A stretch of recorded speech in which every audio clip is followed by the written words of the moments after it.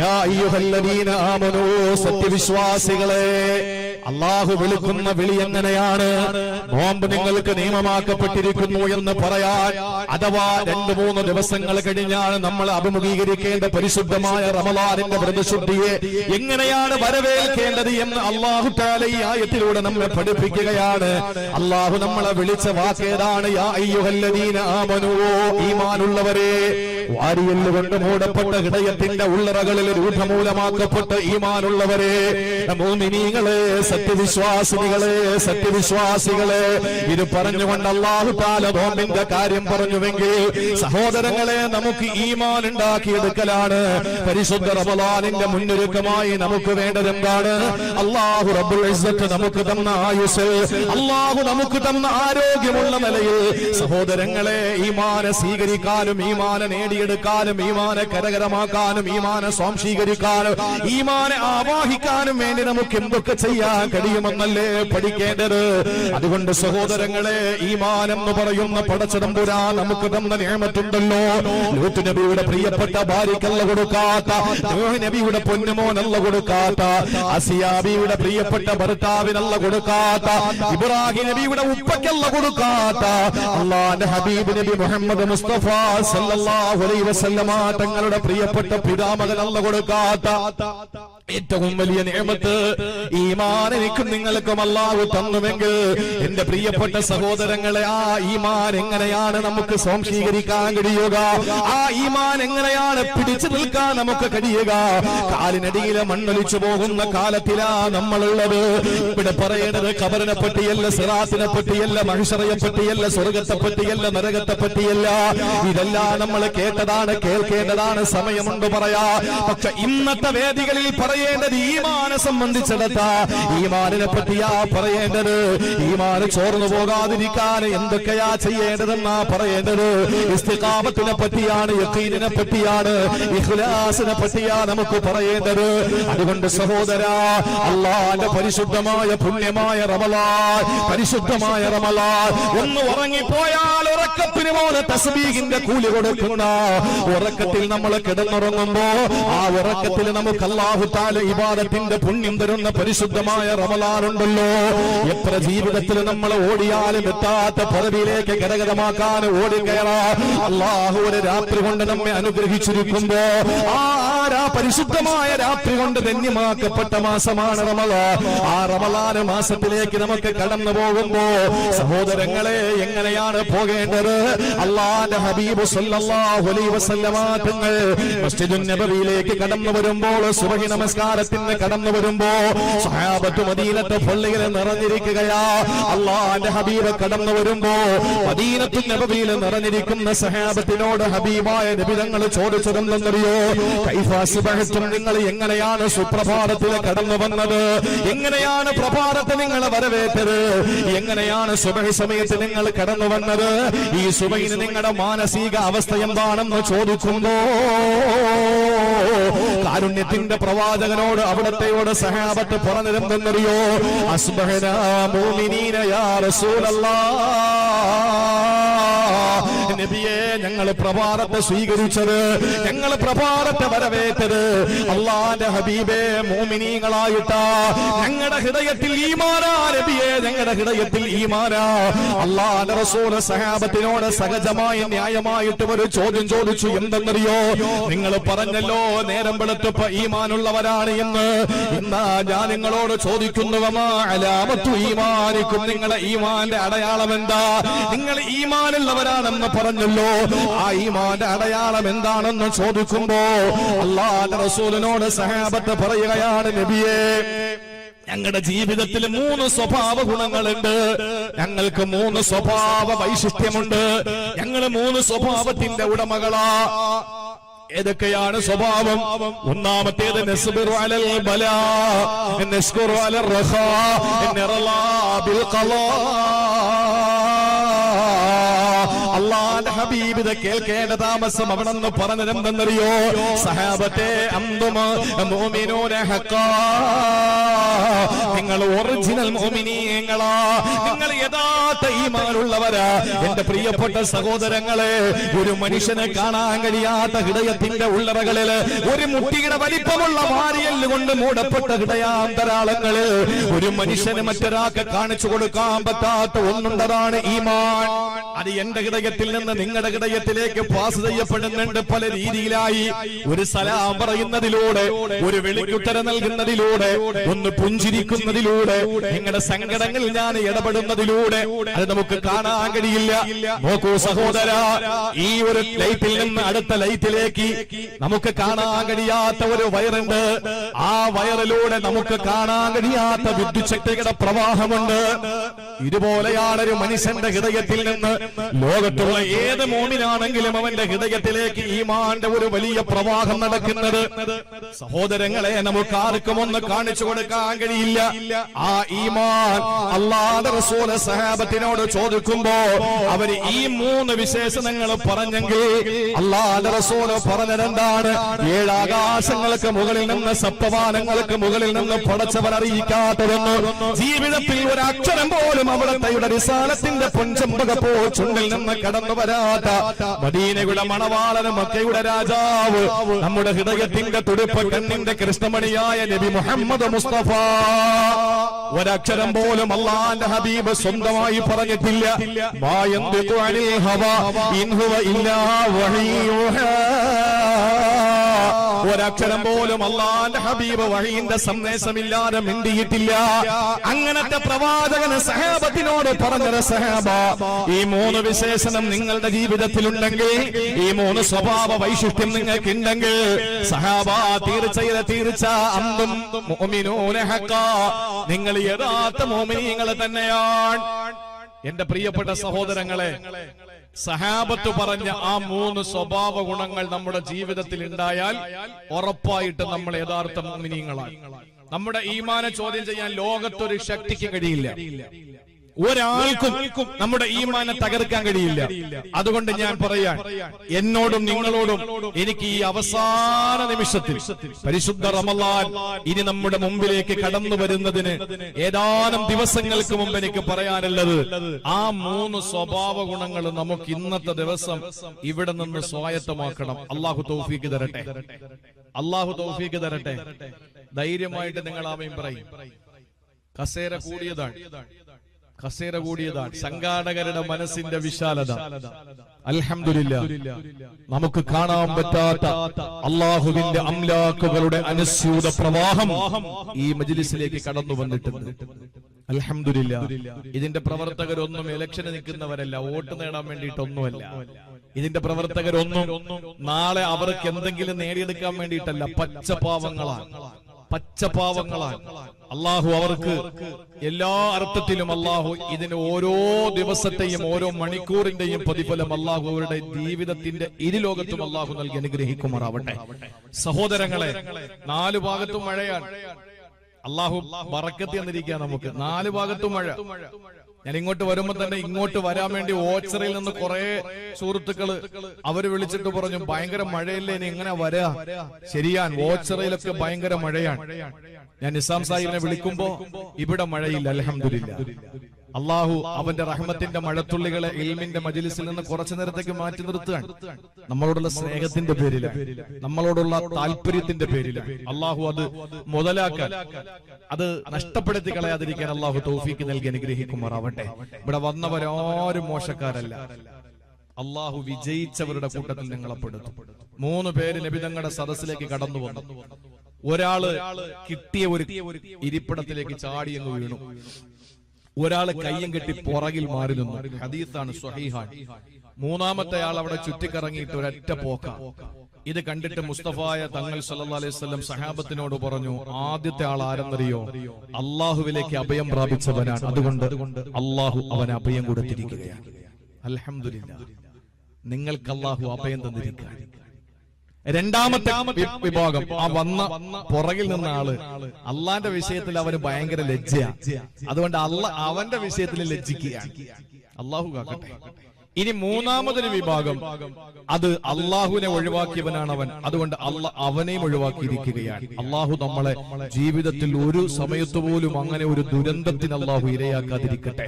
ആര് കൈയൊഴിഞ്ഞാലും നമുക്കുള്ള നമ്മുടെ പടച്ചവനല്ലേ, നമ്മുടെ നാഥനല്ലേ. ആ നാഥൻ നമ്മളെ കൈയൊഴിഞ്ഞാലോ അള്ളാഹു നമ്മളെ കാത്തുരക്ഷിക്കട്ടെ. അതുകൊണ്ട് സഹോദരങ്ങളെ, അള്ളാഹുവിന്റെ പരിശുദ്ധമായ ഈ സദസ്സിൽ, ദീനിന്റെ സദസ്സിൽ, മജ്ലിസിൽ നമുക്ക് ഇൻഷാ അല്ലാഹ് എങ്ങനെ നമുക്ക് ഈമാൻ ഈ ദിവസങ്ങളിൽ നമുക്ക് ആർജവത്തോടുകൂടി അതിനെ നമുക്ക് നേടിയെടുക്കാൻ കഴിയും എന്നതിനെ സംബന്ധിച്ചൊന്ന് ചിന്തിക്കാം. 3 സ്വഭാവമാണ് സഹാബത്ത് പറഞ്ഞത്.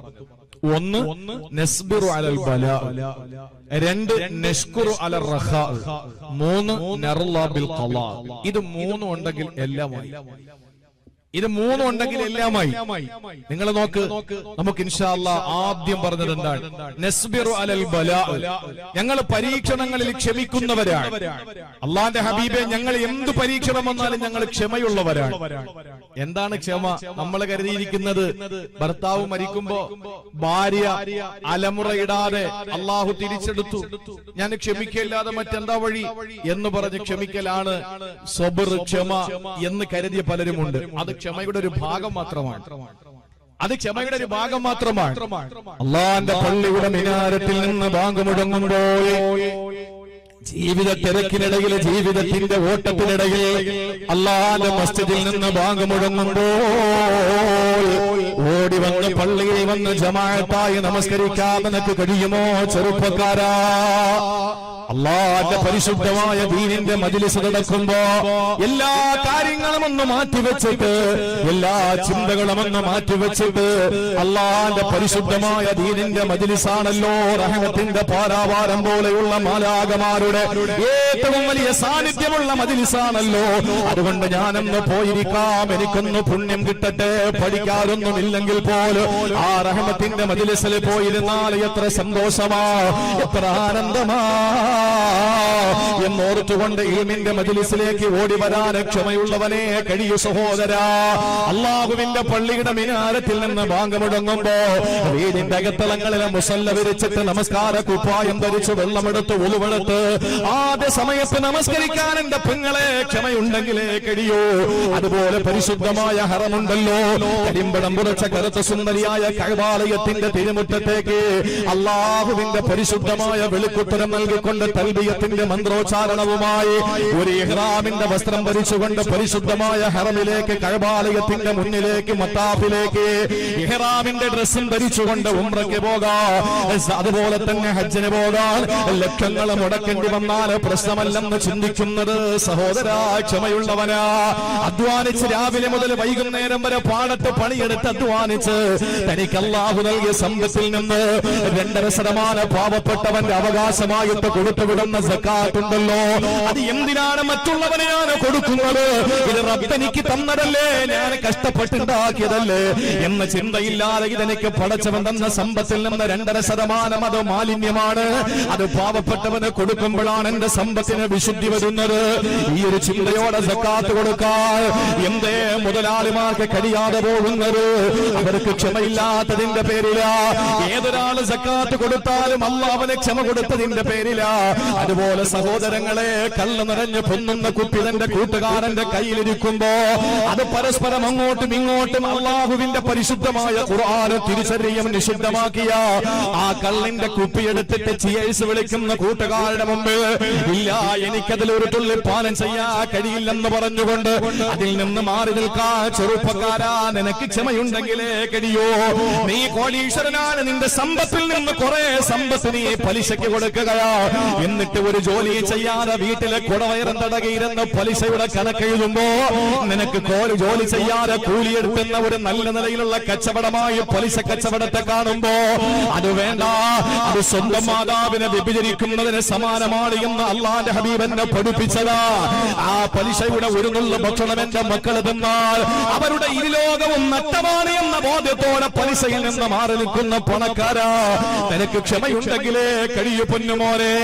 അതുപോലെ സഹോദരങ്ങളെ, പരദൂഷണത്തിൽ നിന്ന്, വ്യഭിചാരത്തിൽ നിന്ന്, എല്ലാ തിന്മകളിൽ നിന്ന് മാറി നിൽക്കാൻ നിനക്ക് കഴിയണോ? നിനക്ക് ക്ഷമ വേണം. ഇതാണ് ക്ഷമയെന്ന് പറയുന്നത്. അള്ളാഹു നിർബന്ധമാക്കിയ അമലുകളെ ചെയ്യാൻ ക്ഷമ വേണം. അള്ളാഹു നിഷിദ്ധമാക്കിയ പാപങ്ങളിൽ നിന്ന് മാറി നിൽക്കാൻ ക്ഷമ വേണം. ഇതൊക്കെ ക്ഷമയാണ് സഹോദര. ആ ക്ഷമയുടെ കാര്യമാണ് ഞാൻ പറയുന്നത്. ഞങ്ങൾ പരീക്ഷണങ്ങൾ വരുമ്പോ ക്ഷമിക്കുന്നവരാണ് നബിയേ. ഈ പരീക്ഷണങ്ങൾക്ക് അപ്പുറത്ത് സഹാബത്ത് നേരിട്ട പരീക്ഷണങ്ങൾ എന്താ?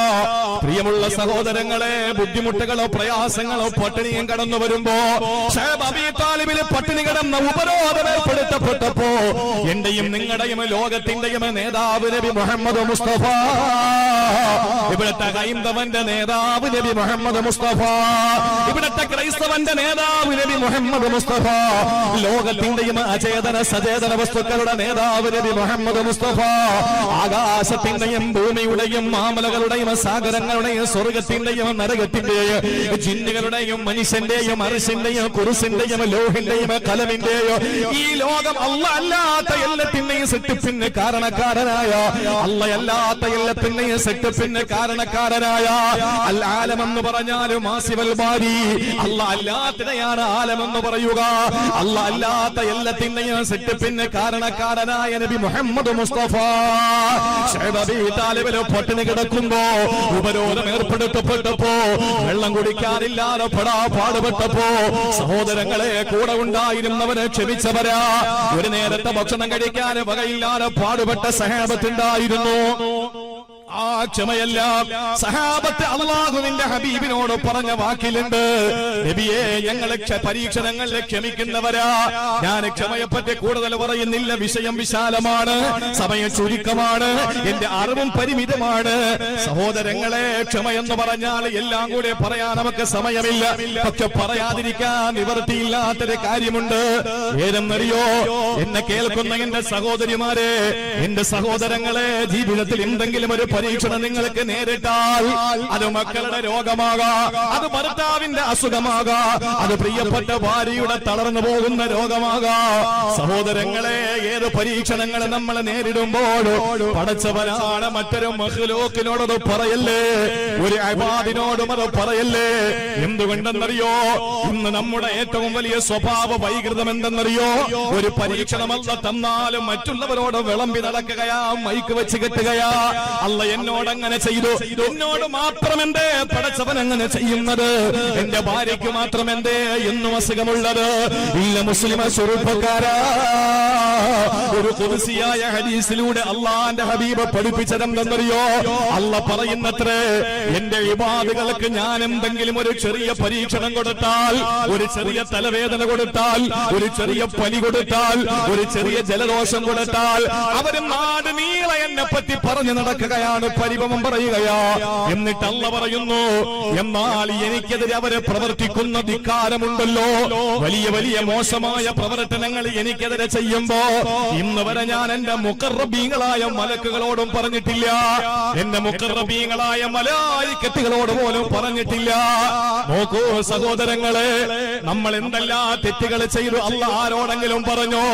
ഈ കാലഘട്ടത്തില്, ഈ 2022 മാർച്ച് മാസത്തിന്റെ അവസാന സമയത്ത് ഞാൻ പറയുകയാണ്, ഒരു ഭർത്താവിന്റെ രഹസ്യം മുഴുവനും ഭാര്യ അല്ല അറിയിക്കുമായിരുന്നെങ്കിൽ എവിടെയാണ് കുടുംബജീവിതത്തിന്റെ ഊഷ്മളതയുള്ളത്? എവിടെയാ കുടുംബജീവിതം ശാശ്വതമാകുന്നത്? എന്നേ ശിഥിലീകരിച്ചേനെ, എന്നേ ശൈഥില്യത്തിലെത്തിയേനെ. സംശയമുണ്ടോ? ഒരു ഭാര്യയുടെ രഹസ്യം മുഴുവനും ഭർത്താവിനല്ല അറിയിച്ചു കൊടുത്തെങ്കിൽ മലായിക്കത്തിന്റെ കാര്യം വിട്, അള്ളാഹു മലായിക്കത്തിനോട് പറയുന്ന കാര്യം വിട്. നമ്മുടെ കൂട്ടത്തിലുള്ള ഒരാളോട് നമ്മുടെ ന്യൂനതകളല്ല പറഞ്ഞെങ്കിൽ ആരുടെ കൈപിടിച്ചു മുട്ടാനാ നമ്മൾ നിൽക്കുക? ആരെ മുസാഫഹത്ത് ചെയ്യാനാ നമ്മൾ ശ്രമിക്കുക? സഹോദരങ്ങളെ, ഞാൻ ചെയ്യുന്ന തിന്മകൾ അല്ലാഹു ആരോടും പറയുന്നില്ലല്ലോ. നിങ്ങൾ ചെയ്യുന്ന തിന്മകളും അല്ലാഹു ആരോടും പറയുന്നില്ല. അല്ല പരിതപിക്കുകയാണ്. എന്നിട്ട് എന്തേ എന്റെ ദാസന്മാരെ ഞാൻ കൊടുക്കുന്ന പരീക്ഷണങ്ങൾ നാട് നീളെ പറഞ്ഞു നടക്കുന്നു? ചിന്തിച്ചു നോക്ക്, എത്ര ദുഷ്ടന്മാരാ നമ്മൾ. എത്ര ദുഷ്ടന്മാരാ. അള്ളാഹു നമുക്ക് മനസ്സിലാക്കാനുള്ള തൗഫീക്ക് തരട്ടെ. നമുക്കൊരു പരീക്ഷണം അള്ളാഹു തന്നാൽ ഒരു മനുഷ്യനോടും അത് പറയരുത്. പിന്നെ കൂട്ടി വായിക്കേണ്ട ഒരു കാര്യം ഞാൻ പറയാം. മഹാന്മാരായ സാദാത്യങ്ങൾ വരും, മഹാന്മാരായ പണ്ഡിതന്മാര് വരും, ഇൽമും അതുപോലെ പിന്നെ ഈ സയ്യിദ് എന്ന് പറയുന്ന പദവിയൊന്നും ഇല്ലാത്ത സാലിഹീങ്ങളുണ്ട് നമ്മുടെ നാട്ടില്. ഇരിക്കുന്നവരിൽ എത്രയോ സാലിഹീങ്ങൾ ഉണ്ടാവും. ഒരു മനുഷ്യനെ ഉപദ്രവിക്കാത്ത, ഒരു മനുഷ്യനെ പറ്റി ഒന്നും പറയാത്ത, ഹൃദയത്തിൽ വക്രതകളൊന്നും ഇല്ലാത്ത, ആരെയും കുറ്റപ്പെടുത്താത്ത, വിമർശിക്കാത്ത, ഒറ്റപ്പെടുത്താത്ത, അവരവരുടെ കാര്യം നോക്കി എന്തെങ്കിലും നന്മകൾ ചെയ്യാൻ പറ്റുമെങ്കിൽ ചെയ്ത് അൽഹംദുലില്ലാഹ് സ്വർഗത്തിൽ പോകാൻ വേണ്ടിയിട്ട് അള്ളാഹുവിലേക്ക് ഖേദിച്ച് മടങ്ങുന്ന എത്ര സാലിഹീങ്ങൾ ഉണ്ടാവും. നമുക്കുള്ള നേട്ടാതാ സഹോദരങ്ങളെ. അൽഹംദുലില്ലാഹ് എവിടെയെങ്കിലുമൊക്കെ പോയാൽ, നമ്മൾ മരിച്ചെന്ന് കേട്ടാൽ എവിടെ നിന്നൊക്കെ ആള് വരിക. എന്തായാലും ഞാൻ മരണപ്പെട്ടു പോയാൽ ബഹുമാനപ്പെട്ട എന്റെ ഷാഫി ഉസ്താദ് വരുമല്ലോ. അപ്പൊ നിങ്ങളിൽ എത്ര പേരാ എന്റെ മയ്യിത്ത് നിസ്കാരത്തിന് വരിക? അള്ളാഹു ദീർഘായുസ് കൊടുക്കട്ടെ. ആർക്ക് മരണം സംഭവിച്ചാലും ആ മരണപ്പെടുന്ന ആളിന്റെ മയ്യത്തൊന്ന് കാണാനും ഒന്ന് ദുആ ചെയ്യാനും ആ സംസ്കരണത്തിൽ പങ്കാളിയാകാനും ലോകത്തിന്റെ എല്ലാ ഭാഗത്തു നിന്നും വരുന്ന ഒരു ജനസമൂഹത്തെ കിനാവ് കണ്ടുകൊണ്ടാ വാഴ്ന്നു പോകുന്നത്. അല്ലാതെ നിങ്ങൾ എന്തെന്നാ നമുക്ക് തികയും? അല്ലെങ്കിൽ നിങ്ങൾ തരുന്നതാണോ നമുക്ക് തികയുന്നത്? നിങ്ങൾ തന്നില്ലെങ്കിലും നമ്മൾ ജീവിക്കും, നിങ്ങൾ തന്നാലും നമ്മൾ ജീവിക്കും. ഇതൊക്കെ അള്ളാഹു തരുന്ന ഒരു സന്തുലിത അവസ്ഥയാണല്ലോ, മനുഷ്യന്റെ നിലനിൽപ്പിനാണല്ലോ ഇതൊക്കെ. പക്ഷേ നമ്മൾ പ്രതീക്ഷിക്കുന്ന എന്താണ്?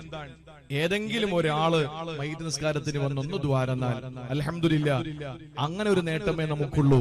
ഞാൻ പറഞ്ഞു വന്നത് സാലിഹീങ്ങൾ, സാദാത്യങ്ങൾ, മഹാന്മാരായ പണ്ഡിതന്മാരൊക്കെ കാണുമ്പോ അവരോട് ഒരുപാട് പ്രശ്നങ്ങളില്ല ഉസ്താദെ, തങ്ങളെ വലിയ പ്രതിസന്ധിയില്ല, പരീക്ഷണങ്ങൾ ഒരുപാടുണ്ട്, അതൊന്നും വിളമ്പാൻ നിൽക്കരുത്, ഞാൻ വലിയ പ്രശ്നത്തിലാണ്, നിങ്ങൾ ദുആരക്കണം, സബ്ർ കിട്ടാൻ, ക്ഷമ കിട്ടാൻ, നേരിടാൻ, പിടിച്ചു നിൽക്കാൻ, നഷ്ടപ്പെട്ടു പോകാത്ത ഈമാനിനു വേണ്ടിയിട്ട് നിങ്ങൾ ദുആരക്കണമെന്ന് പറയുന്നതിൽ തെറ്റില്ല.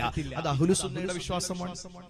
പക്ഷേ എടാ നീ അറിഞ്ഞ അള്ളാഹു എന്നും എന്റെ ഭാര്യയ്ക്ക് അസുഖാടാ, എന്റെ മക്കൾക്ക് എന്നും ദീനമാണ്, എനിക്ക് എന്നും എവിടെ തൊട്ടാലും പ്രശ്നമാണ് എന്ന് പറഞ്ഞിട്ട് ഇങ്ങനെ കൂട്ടുകാരോട് പറഞ്ഞു നടക്കും. ഒരു കാര്യം ഞാൻ പറയാം. തഫ്സീർ ഇബ്നുൽ കസീറിൽ വളരെ വ്യക്തമായി വെള്ള പേപ്പറിൽ കറുത്ത മഷി കൊണ്ട് രേഖപ്പെടുത്തിയ ഒരു സംഭവമുണ്ട്. എത്ര വലിയ പൊന്നുമോനാണെങ്കിലും അള്ളാഹ് പണിഷ്മെന്റ് തരും.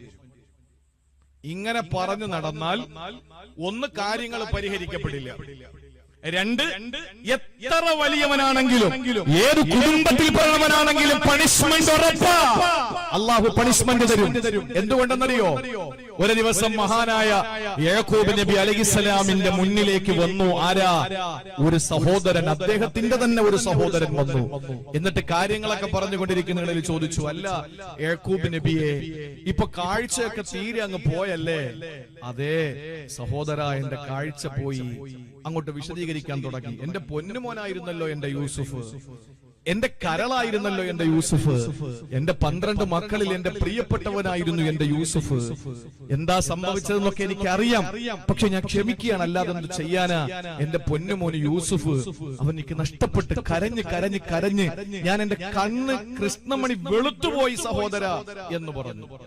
അപ്പൊ കിട്ടിയ അവസരമല്ലേ? മറ്റയാൾ ചോദിച്ചു, അല്ല ഇപ്പൊ വില്ല് പോലെ മുതുകങ്ങ് വളഞ്ഞല്ലോ, എന്തു പറ്റി?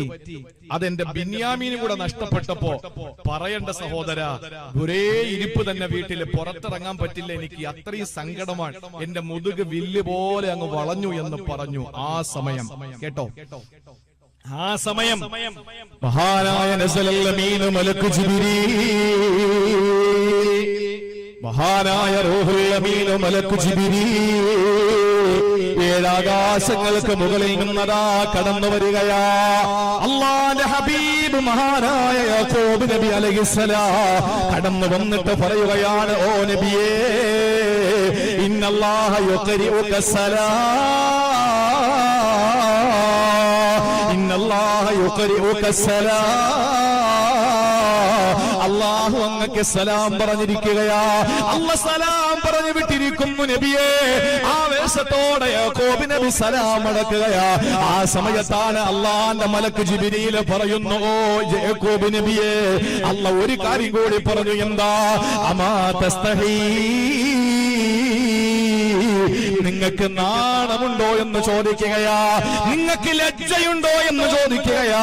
പച്ച മലയാളത്തിൽ നമ്മുടെ നാടൻ ഭാഷയിൽ പറഞ്ഞാൽ അല്ല ചോദിക്കുകയാണ്, നിങ്ങൾക്ക് ഉളുപ്പുണ്ടോ?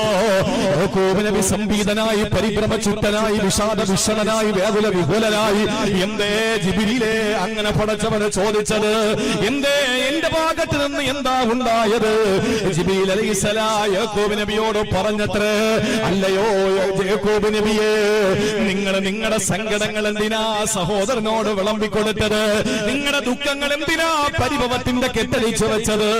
ആ സമയത്ത് യാക്കൂബ് നബി അലൈഹിസ്സലാം ബോധവാനാവുകയാ.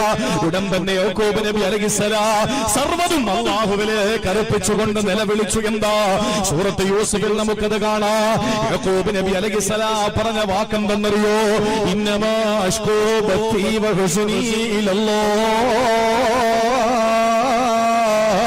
ഇന്നമാ അശ്കൂ ബത്തി വഹുസ്നി ഇലല്ലാഹ്. എന്റെ ദുഃഖങ്ങളും എന്റെ എല്ലാ ആവലാദികളും നിന്നെ ഞാൻ ഏൽപ്പിക്കുകയാ. ശിക്കായത്ത് ഞാൻ നിന്നെ ഏൽപ്പിക്കുകയാണ് റബ്ബേ. എന്റെ ദുഃഖങ്ങൾ മുഴുവനും നിന്നെ ഞാൻ ഏൽപ്പിക്കുകയാ. എന്റെ ഹൃദയത്തിനകത്ത് നീറുന്ന ഒരുപാട് പ്രശ്നങ്ങളുണ്ട് റബ്ബേ. എന്റെ പൊന്നുമോൻ യൂസുഫ് എനിക്ക് നഷ്ടമായി പടച്ചവരെ.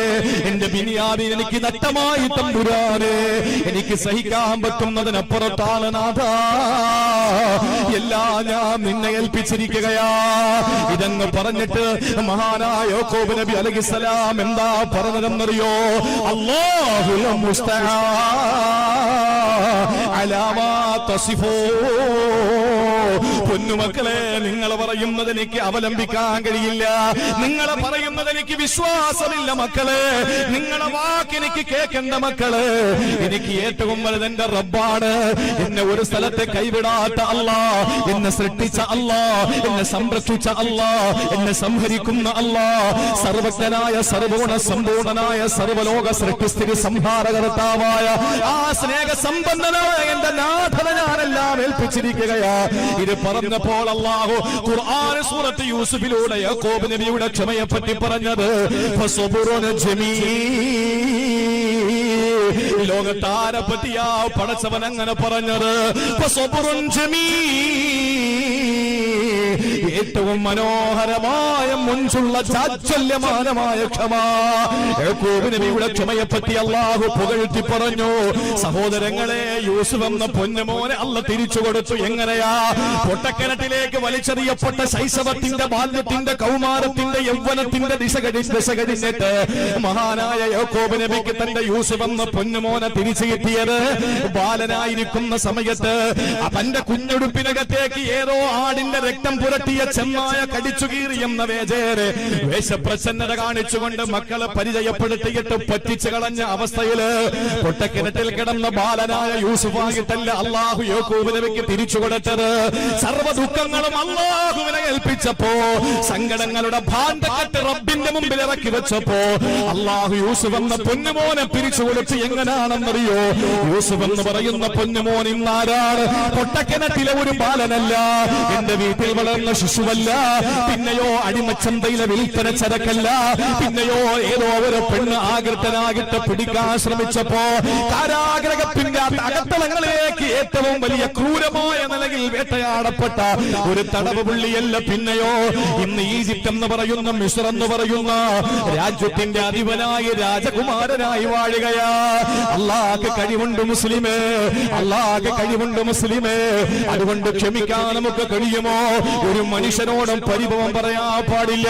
അല്ലാഹു തരുന്ന പരീക്ഷണങ്ങളെ നെഞ്ചുറപ്പോടെ സ്വീകരിച്ചുകൊണ്ട് പാതിരാത്രിയുടെ നിശബ്ദതകളിൽ അല്ലാഹുവിന്റെ മുമ്പിൽ പൊട്ടിക്കരഞ്ഞ് പറവങ്ങള് അല്ലാഹുവിന് വേണ്ടി പാതിരാ നമസ്കാരം നിർവഹിക്കാൻ നിനക്ക് കഴിയോ? മുസല്ല വിരിച്ചിട്ട് നമസ്കാര കുപ്പായം ധരിച്ചു. ആ നമസ്കാര കുപ്പായം മുഴുവനും നിന്റെ കണ്ണുനീര് കൊണ്ട് കുതിരട്ടെ മോളെ. നിന്റെ നമസ്കാര കുപ്പായം, നിന്റെ മുസല്ലയും കണ്ണീരിനാൽ കുതിരട്ടെ മോളെ. എന്നിട്ട് നിന്റെ സങ്കടത്തിന്റെ കഥകൾ മുഴുവൻ പടച്ചവനോട് പറ. അല്ലാഹുവിന് അറിയാത്തതൊന്നുമല്ലല്ലോ. യഅലമു ഖായിനത്തൽ അയുനി വമാ തുഖ്ഫി സുദൂർ. ഒളിക്കണ്ണുകൊണ്ടുള്ള നോട്ടമറിയുന്ന അല്ലാ, വാരിയെല്ലിനാൽ മൂടപ്പെട്ട ഹൃദയത്തിന്റെ ചലനമറിയുന്ന അല്ലാ, കല്ലിടുക്കിലെ പുൽക്കൊടിക്ക് പോലും കുടിനീര് കൊടുക്കുന്ന അല്ലാ, പാതിരാത്രിയുടെ നിശബ്ദതയിലെ കോൺക്രീറ്റ് സൗധത്തിന്റെ ഉള്ളിൽ കിടക്കുന്ന മനുഷ്യന്റെ ഹൃദയത്തിന്റെ തുടിപ്പറിയുന്ന അല്ലാ, വലിയ വലിയ കറുത്ത പാറക്കെട്ടുകളുടെ ഇടയിലൂടെ നടന്നു പോകുന്ന കൊച്ചു ഉറുമ്പിന്റെ കാലിന്റെ ചലനമറിയുന്ന റബ്ബ്, ആ പടച്ചവനെ ഏൽപ്പിക്കുമോളെ അല്ലാഹു സുബഹി വരെയാക്കില്ല. ആ സെക്കൻഡിൽ ഇന്നമാംറുഹു ഇദാ അറാദ ശൈഅൻ യഖൂല ലഹു കുൻ ഫയകൂൻ. അല്ലാഹു അവന്റെ ഖുദ്റത്തും ഇറാദത്തും ലിങ്കാകുന്ന ഒരു സെക്കൻഡിന്റെ നിമിഷാർദ്ധം മതി. അല്ലാഹു എന്തെങ്കിലും ഒന്ന് ഉദ്ദേശിച്ചാൽ സാഹിബു കുന്നായ അല്ലാഹ്, കാഫിന്റെ നൂനിന്റെ ഇടയിൽ പ്രവർത്തിക്കുന്ന അല്ലാഹ്, ഏതെങ്കിലും ഒരു കാര്യം തീരുമാനിച്ചാൽ ഒരു നിമിഷാർദ്ധത്തിന്റെ മുമ്പിൽ വെച്ച് അല്ലാഹു അതിനെ സാധിപ്പിച്ചു തരും. മോളെ, സങ്കടങ്ങൾ അല്ലാഹുവിനോട് പറയണം.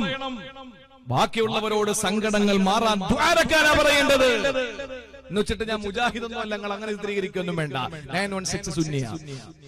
ഞാൻ പറയുന്നത്, ജീവിതത്തിൽ പരീക്ഷണങ്ങളും പ്രതിസന്ധികളും ബുദ്ധിമുട്ടുകളും ദുഃഖങ്ങളും ഒക്കെ വരുമ്പോ നമുക്ക് തീർക്കാൻ അല്ലാഹുവേ ഉള്ളൂ.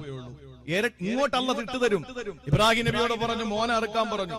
ഇബ്രാഹിം നബിക്ക് പറയാമായിരുന്നില്ലേ, അല്ലാഹുവേ നീ എന്തിനാ പിന്നെ അവസാന സമയം എനിക്ക് കുട്ടി തന്നത്? 19 വയസ്സ് കഴിഞ്ഞിട്ട് ലൂത്ത് നബിയുടെ ജനതയെ നശിപ്പിക്കാൻ പോകുമ്പോ വീട്ടിൽ ഇറങ്ങി കുട്ടിയുടെ സന്തോഷ വാർത്ത പറയേണ്ട വല്ല കാര്യമുണ്ടോ?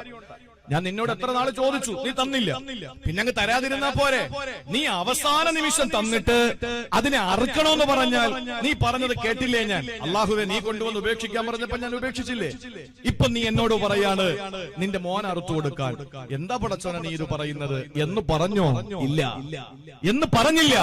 അറുക്കാൻ പറഞ്ഞപ്പോൾ ഇബ്രാഹിം നബി അലൈഹിസ്സലാം മനുഷ്യനാഗരികതയുടെ പ്രപിതാമകന് സയ്യിദുനാ ഖലീലുല്ലാഹി ഇബ്രാഹിം നബി അലൈഹിസ്സലാം തീരുമാനമെടുത്തു തന്റെ മോനെ മിനാ താഴ്വരയിൽ മലത്തിക്കിടത്തിക്കിട്ട് കഴുത്തിലേക്ക് കത്തിവെക്കാൻ.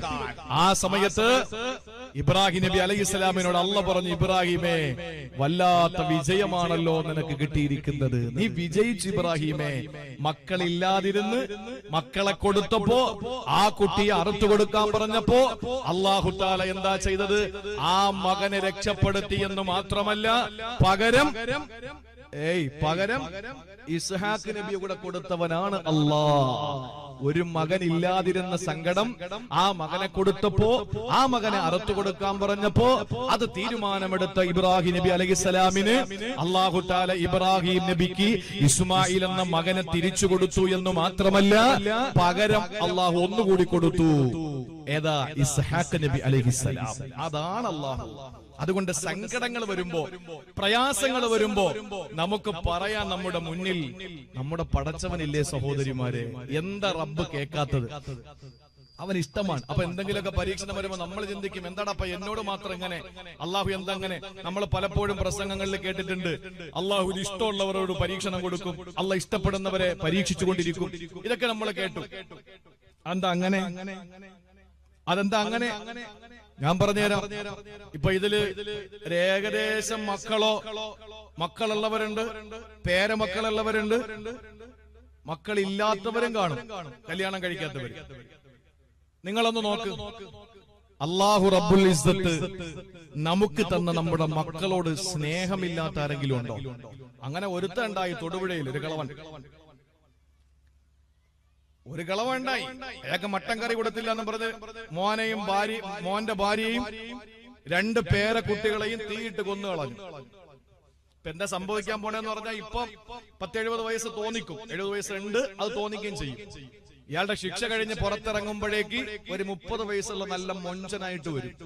നമ്മുടെ ജയിലുകളുടെയും നമ്മുടെ നിയമങ്ങളുടെയും ഒരു മോശപ്പെട്ട ഒരു രീതി അങ്ങനെയാണ് അല്ലേ? എങ്ങനെ ക്രിമിനലുകൾ ഉണ്ടാവുന്നത്? ഇവിടെ ഒരു കേടി, ഒരു പയ്യൻ, അവൻ കുഴപ്പക്കാരനാണ്, കഞ്ചാവാണ്, കള്ളുകുടിയനാണ്.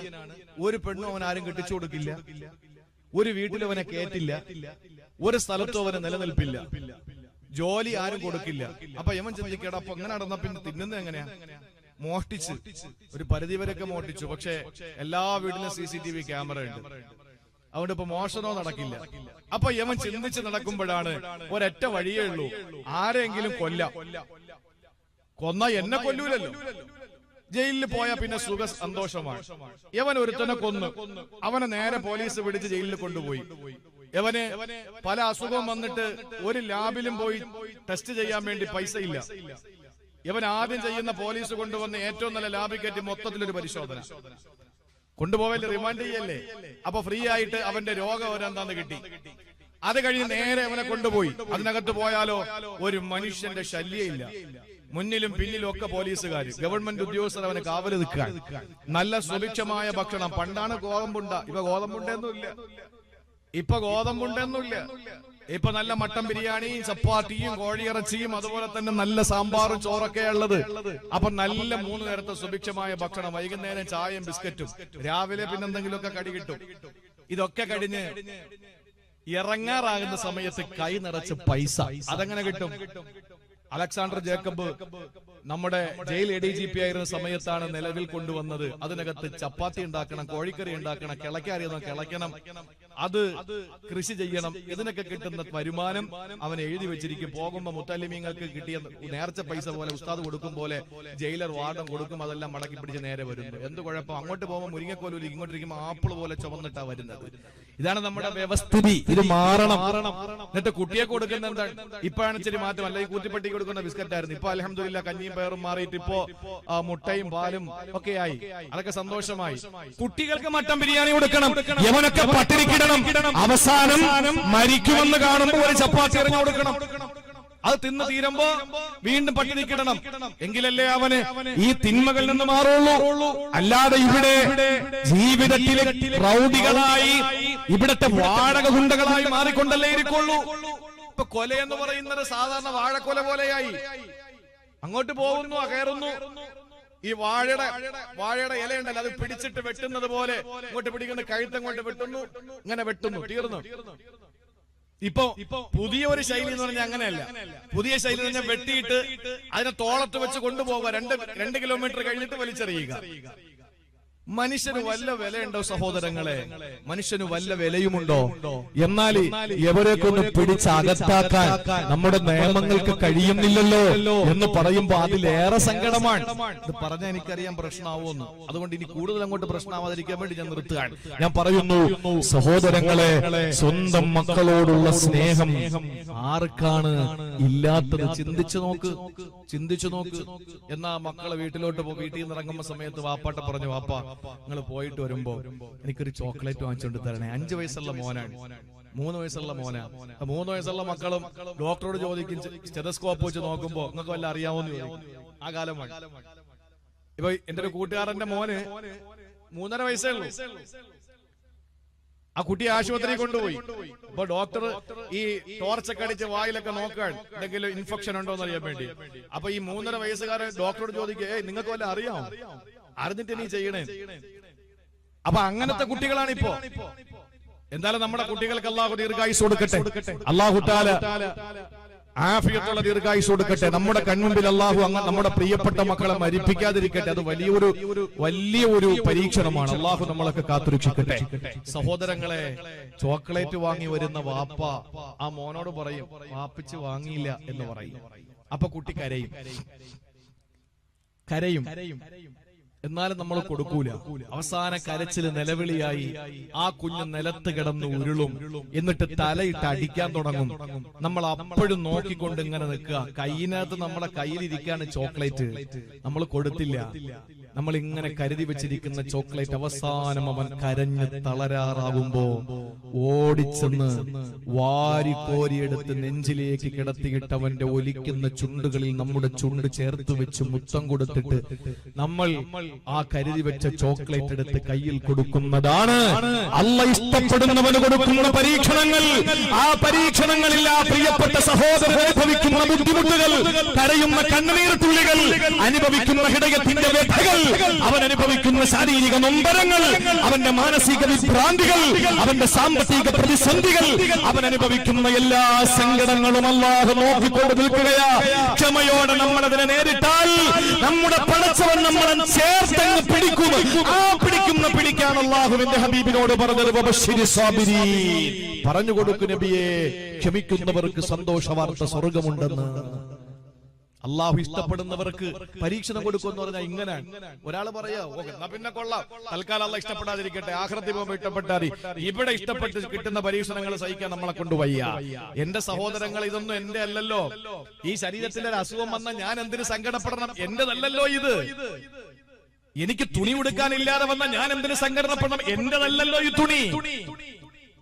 എനിക്ക് ഒരു നേരത്തെ ഭക്ഷണം കിട്ടാതെ വന്നാൽ ഞാൻ എന്തിനു വേവലാതിപ്പെടണം? ഇത് എന്റെതല്ലല്ലോ ഈ ഭക്ഷണം. ഇതൊക്കെ എന്റെ റബ്ബിന്റെതല്ലേ. ആകാശം അവന്റേത്, ഭൂമി അവന്റേത്, ഇവിടത്തെ മണൽത്തരികൾ അവന്റേത്, മാമലകൾ അവന്റേത്, എല്ലാം പടച്ചവന്റേതാണ്. പിന്നെ എന്തിനാണ് നമുക്കൊരു സങ്കടം? ഇതൊക്കെ കിട്ടിയാൽ അൽഹംദുലില്ലാഹ് പറയാന്നുള്ള അല്ലാതെ വേറെ ഒരു നിവൃത്തിയില്ല സഹോദരങ്ങളെ. അതുകൊണ്ട് ക്ഷമിക്കും. ക്ഷമ എന്ന് പറയുമ്പോൾ അസ്സബ്റു ഇൻദ സുദ്മത്തിൽ ഊലാ, ക്ഷമയെന്ന് പറയുന്നത് ആദ്യ നാളുകളിലാ വേണ്ടത്.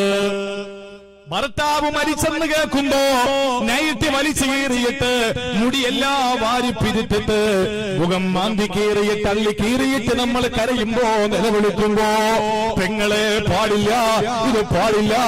ഈ ക്ഷമയുടെ ആദ്യ സമയത്താണ്, പരീക്ഷണത്തിന്റെ ആദ്യ സമയത്താണ് ക്ഷമിക്കേണ്ടത് എന്ന ചിന്തയോടെ ക്ഷമ അവലംബിച്ചാൽ 3 ദിവസം കഴിഞ്ഞ പിന്നെ ആർക്കാ കഴിയാത്തത്? 3 ദിവസം കഴിഞ്ഞ ആർക്കാ കഴിയാത്തത്? വാപ്പ മരിച്ചു എന്ന് കേൾക്കുമ്പോ ആദ്യ നാളുകളിൽ പിടിച്ചു നിൽക്കണം. കരച്ചിൽ വരെ കണ്ണ് നിറയും, പക്ഷേ നമ്മൾ പിടിച്ചു നിൽക്കണം. എന്റെ റബ്ബ് തന്ന പരീക്ഷണമാണ്, ഞാൻ ക്ഷമിക്കുന്നു. 3 ദിവസം ക്ഷമിച്ചിട്ട് 4ന്റെ പോലെ കരഞ്ഞോ? ഇത് ആദ്യത്തെ 3 ദിവസം ക്ഷമിക്കാനാണ് പാട്. 3 ദിവസം കഴിഞ്ഞാൽ പിന്നെ ആർക്കും പറ്റും. ഭർത്താവ് മരണപ്പെടുന്ന ഭാര്യ ആദ്യമൊക്കെ നിലവിളിക്കും, പിന്നീട് ഒരു നെടുവീർപ്പ് മാത്രമേ ഉണ്ടാവുള്ളൂ, ഇല്ലേ? അവളെ പിന്നെ ഒറ്റപ്പെട്ടിരുന്ന് പഴയ ചിന്തകൾ ഇങ്ങനെ അയവിറക്കിക്കൊണ്ട് ഭർത്താവുമായൊത്ത ജീവിതത്തിന്റെ നല്ല നാളുകളെ പറ്റി ഓർത്തിട്ട് നെടുവീർപ്പിടുക അല്ലാതെ മറ്റൊരു നിലവിളിയും അവളിൽ നിന്ന് വരില്ല. കാരണം എന്താണ്? ക്ഷമിക്കാൻ 3 ദിവസം കഴിഞ്ഞാൽ ആർക്കും കഴിയും, പാകപ്പെട്ടു വരും മനസ്സ്. പക്ഷെ ആദ്യ സമയത്ത് ക്ഷമിക്കണം. അസ്സബ്റു ഇൻദ സദ്മത്തിൽ ഊലാ, അതിന് കഴിയണം. തിരുനബി സല്ലല്ലാഹു അലൈഹി വസല്ലം നടന്നു വരുന്ന വഴിയിൽ ഒരു പാവപ്പെട്ട സഹോദരി ഒരു ഖബറിനരികിലിരുന്ന് കരയുകയാ. വല്ലാതെ കരയുമ്പോ അല്ലാഹുവിന്റെ റസൂൽ കടന്നു വന്നിട്ട് പറഞ്ഞു, പ്രിയപ്പെട്ട സഹോദരി, കരയല്ലേ, സങ്കടപ്പെടല്ലേ. ആ സമയത്ത് ആ സഹോദരി കരയില്ലത്രേ. വന്നതാരാണ്? ഹബീബാണെന്നറിയില്ല. ആ പെണ്ണ് എഴുന്നേറ്റിനെന്ന് പറഞ്ഞെന്തെന്നറിയോ? അവരവരുടെ ജീവിതത്തിൽ വരുമ്പോഴേ അറിയുള്ളൂ. നിങ്ങളിപ്പോ എന്റെ ജീവിതത്തിൽ വന്നപ്പോഴാ ഞാൻ അറിഞ്ഞത്, നിങ്ങളുടെ ജീവിതത്തിൽ വരുമ്പോഴേ നിങ്ങൾ അറിയുള്ളൂ. ഇത് കേട്ട മറ്റൊരു സഹാബി പറഞ്ഞു, പെണ്ണെ നീ ആരോടാ സംസാരിച്ചത്? കാരുണ്യത്തിന്റെ പ്രതീകമായ നബിതങ്ങളോടാണോ സംസാരിച്ചത്? ആ പെണ്ണ് ഓടി ഇലാ ഹളറത്തി റസൂലില്ലാഹ്, കാരുണ്യത്തിന്റെ പ്രതീകത്തിന്റെ മുന്നിലേക്ക് കടന്നു വന്നിട്ട് പറഞ്ഞു, നബിയെ, ആളറിഞ്ഞില്ല നബിയെ, എന്റെ പൊന്നുമോന്റെ ഖബറാണത്, സഹിക്കാൻ പറ്റുന്നില്ല നബിയെ, സഹിക്കാൻ പറ്റുന്നില്ല. ആ സമയത്ത് അല്ലാഹുവിന്റെ റസൂൽ പറഞ്ഞതാണ്, മോളെ, അസ്സബ്റു ഇൻദ സദ്മത്തിൽ ഊലാ, ആദ്യ നാളുകളിലാ ക്ഷമ വേണ്ടത്. അതുകൊണ്ട് സഹോദരിമാരെ, സങ്കടങ്ങൾ അല്ലാഹു തരുന്നവന് ഇഷ്ടമുള്ളതിന്റെ പേരിലാണ്. ആ പരീക്ഷണങ്ങൾ വരുമ്പോ ആരോട് പറഞ്ഞു നടക്കല്ലേ. ഇതെല്ലാം പറയാൻ നമുക്കൊരു നാഥനുണ്ട്. ആരാണ് നാഥനെന്നറിയോ? എല്ലാരും നിന്നെ വീട്ടിൽ തെറ്റിയകന്ന് പോയാലും ശരി, ഇല്ലല്ലോ തെല്ലും വിഷാദം കൂട്ടിനു നീങ്ങി. എല്ലാരും നിന്നെ വീട്ടിൽ തെറ്റിയകന്ന് പോയാലും ശരി, ഇല്ലല്ലോ തെല്ലോ വിഷാദം കൂട്ടിനു നീങ്ങി. ആര് നമ്മളെ കൈയൊടിഞ്ഞാലും നമ്മളെ കൈയൊടിയാത്ത നമ്മുടെ റബ്ബുണ്ടല്ലോ. എത്ര വലിയ പരീക്ഷണം തന്നാലും മുസ്ലിമേ, അല്ലാഹുവിന് അടിമകളോടുള്ള സ്നേഹം എത്രയെന്നറിയോ? കരുതൽ എത്രയെന്നറിയോ? താല്പര്യം എത്രയെന്നറിയോ? ഒരു ഉമ്മയ്ക്ക് തന്റെ മക്കളോടുള്ള സ്നേഹത്തിന്റെ 3 ഇരട്ടിയാ എന്റെ നാഥന് എന്നോടുള്ള സ്നേഹമെന്ന് തിരിച്ചറിയുമ്പോഴാണ് എല്ലാം ക്ഷമിക്കാനും പൊറുക്കാനും എനിക്ക് കഴിയുക. അതുകൊണ്ട് ഈമാൻ ഉണ്ടാകാനുള്ള ഒന്നാമത്തെ വഴി നസ്ബിറു അലൽ ബലാ. ക്ഷമിച്ചോളി സഹോദരങ്ങളെ, പരീക്ഷണങ്ങൾ എന്തു വന്നാലും ക്ഷമിച്ചോ. അള്ളാഹു നമുക്ക് ക്ഷമ തരട്ടെ. എപ്പോഴും ദ്വാരക്കണം, അള്ളാഹുവെ ക്ഷമ നൽകണേ. ഏതെങ്കിലും ഒരു പരീക്ഷണം വരുമ്പോൾ നമുക്കൊരു പക്ഷെ പിടിച്ചു നിൽക്കാൻ പറ്റിയെന്ന് വരില്ല. അതിന് അള്ളാഹുവിനോട് എപ്പോഴും പരീക്ഷണങ്ങളിൽ ക്ഷമയെ അള്ളാഹുവിനോട് ചോദിക്കുക. അള്ളാഹു നമുക്ക് തൗഫീക്ക് നൽകി അനുഗ്രഹിക്കുമാറാവട്ടെ.